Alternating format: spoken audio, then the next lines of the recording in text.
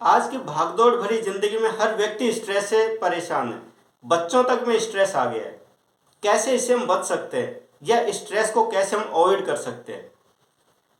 Mind set तो बहुत ज़रूरी है ही, इमोशनली मजबूती भी ज़रूरी है, लेकिन कभी कभी विटामिन सी या विटामिन डी की कमी से भी स्ट्रेस बहुत ज़्यादा होता है।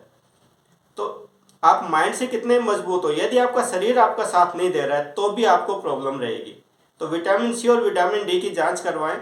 यदि विटामिन सी की कमी है तो विटामिन सी रिच वेजिटेबल्स या फ्रूट्स आप ले सकते हैं, जैसे सिट्रस फ्रूट हो गए, नींबू हो गया, ऑरेंज हो गया, गुआवा हो गया। ये जो चीज़ें हैं आपकी विटामिन सी की पूर्ति करेंगी। या फिर विटामिन डी की कमी है तो सबसे बेस्ट तो है सुबह का जो धूप होती है वो सबसे बेस्ट होती है। फिर भी यदि आपकी पूर्ति नहीं हो रही है तो आप सप्लीमेंट्स का यूज़ कर सकते हैं। साथ ही साथ स्ट्रेस ना आए इसके लिए हम 3 ऐसी चीज़ें कर सकते हैं जिसकी वजह से स्ट्रेस हमें परेशान ना करे। सबसे पहली चीज़ है, स्ट्रेस कब आता है? मल्टीटास्किंग वर्क हम जब करते हैं तो उसको हम अवॉइड कर सकते हैं। जैसे कि अभी आप मेरा वीडियो सुन रहे हैं, हो सकता है उसी समय आप ऑफिस में हो या आप अपने घर में कोई वर्क कर रहे हो, तो आपको ना तो उसमें काम में कंसंट्रेशन रहेगी, ना ही आपका वीडियो पे ध्यान रहेगा। तो जब भी आप काम करें, सिंगल काम करें, जब भी आप एक काम पे फोकस करेंगे तो उसकी प्रोडक्टिविटी भी बढ़ेगी और आपको स्ट्रेस भी नहीं आएगा।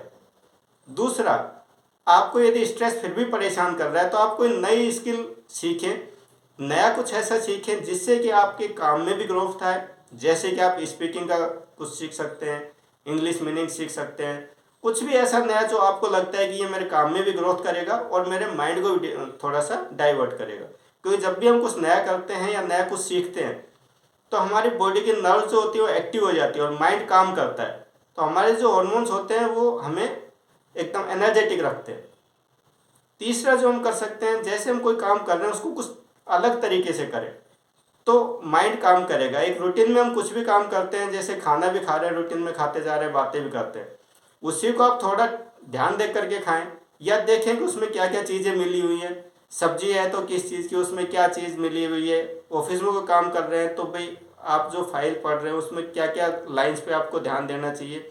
उन सब चीज़ों को थोड़ा सा डिफरेंट तरीके से करके आप अपने स्ट्रेस को कम कर सकते हैं। Thank you.